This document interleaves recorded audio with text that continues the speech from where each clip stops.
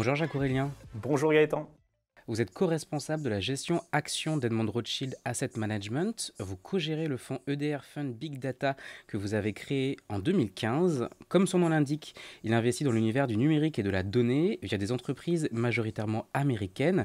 Étant donné le contexte de marché, j'ai quelques questions pour vous. Vous aurez soit 1 minute, soit 30 secondes pour y répondre. Est-ce que vous êtes prêt? Je suis prêt. C'est parti. Cet homme est-il votre cauchemar? Alors cet homme n'est pas mon cauchemar pour l'instant. En tout cas, c'est un choc exogène de marché, c'est sûr. C'est quelqu'un qui vient tester les théories économiques, notamment sur le commerce international, et qui est vraiment venu causer des casse-têtes à tous les stratèges d'entreprise pour justement estimer l'impact de ces politiques et leur efficacité réelle. Comment vous vous adaptez justement à la nouvelle donne de la politique américaine et aux annonces successives, parfois contradictoires, qui pèsent sur l'économie internationale aujourd'hui?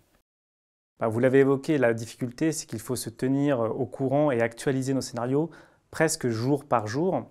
Et aujourd'hui, il est très difficile de se faire une idée précise de l'impact économique, y compris quand les entreprises qui publient, celles qui sont cotées en bourse, nous donnent des indications assez limitées à ce stade car elles-mêmes sont dans le flou. Donc pour nous, à ce stade, la meilleure réponse, c'est encore de faire preuve de prudence et de prendre les hypothèses les plus faibles possibles sur le scénario de croissance en 2025. Est-ce que ça passe par plus d'arbitrage? Oui, je pense que les sociétés qui sont très cycliques, très dépendantes du commerce international, qui quelque part faisaient leur force il y a encore quelques années, sont aujourd'hui dans des situations de faiblesse et vont devoir très vite se réorganiser. À l'inverse, vous avez aujourd'hui des secteurs ou des thématiques qui sont partiellement, je dis bien partiellement, isolés de ces thématiques de tarifs et de guerre commerciale, notamment avec la Chine. On pense évidemment aux services, puisque on parle avant tout aujourd'hui d'une guerre commerciale sur les biens. Les services ne sont pas touchés pour l'instant. C'est déjà un secteur partiellement isolé. Si on regarde les géographies, votre fonds est investi à plus de 50% en Amérique du Nord, 22% en zone euro et 14% en Asie.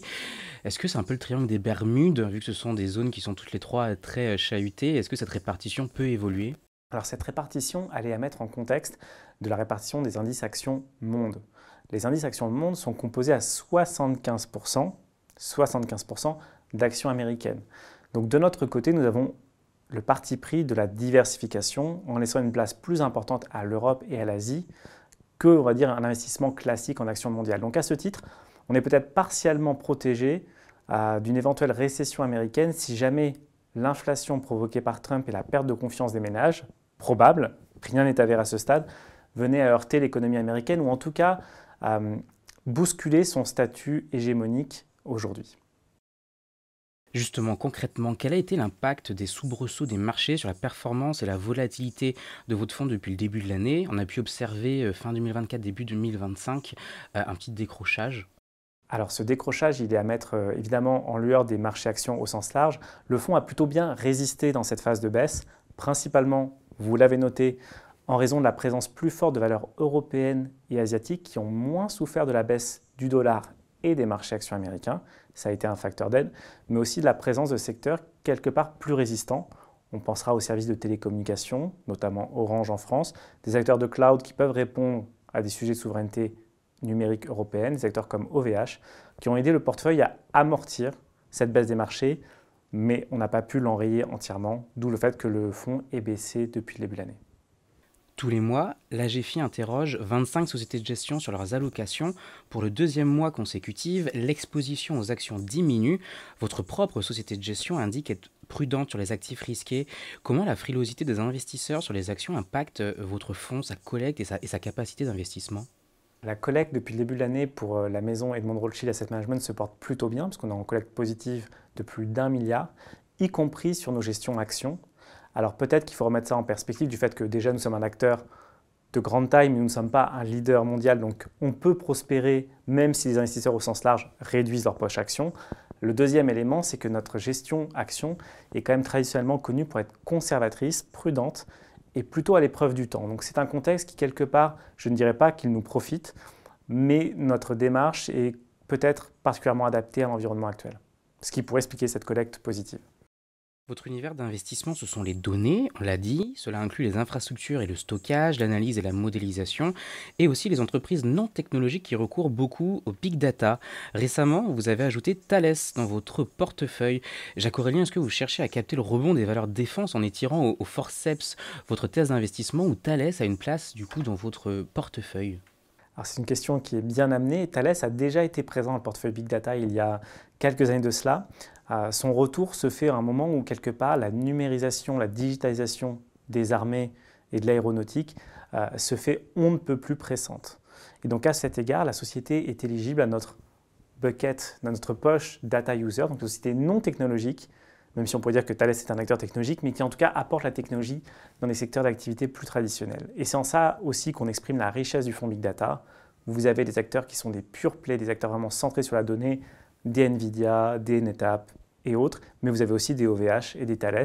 Et chaque fois que l'on peut faire des investissements en Europe, qui sont des investissements qui nous paraissent pertinents d'un point de vue retour sur investissement, on le fait toujours si on peut allier les enjeux de souveraineté numérique avec la performance boursière. Et à l'inverse, vous vous êtes allégé sur d'autres valeurs, je pense notamment à Sony récemment. Pourquoi? Alors Sony, ça a été une très belle success story boursière. C'est aussi une entreprise qui va très bien et qui est sur le point de se séparer de sa filiale assurance. Il faut savoir que Sony est un géant de l'assurance, notamment en Asie. Et ça va être un catalyse de valeur. Donc tout étant ouvert pour Sony, on a décidé de prendre nos profits. Tout va bien, même si à long terme, on peut s'inquiéter de la concurrence de la Switch 2 ou à très long terme d'un Spotify sur la partie label musical de Sony qui est un segment extrêmement rentable mais sur lequel Spotify semble essayer de répliquer la stratégie de Netflix et on sait bien comment c'est en train de se passer dans le domaine de l'audiovisuel. Donc ce n'était pas une stratégie d'anticipation de ces menaces concurrentielles que vous menez, que vous exposez pardon, sur le long terme? Non, parce que ces menaces-là, on les a en ligne de mire. Mais elles ne sont pas encore reflétées dans le cours de bourse. D'où le fait qu'on ait eu envie de prendre nos profits sur cette belle valeur japonaise. Merci Jacques-Aurélien. Merci à vous.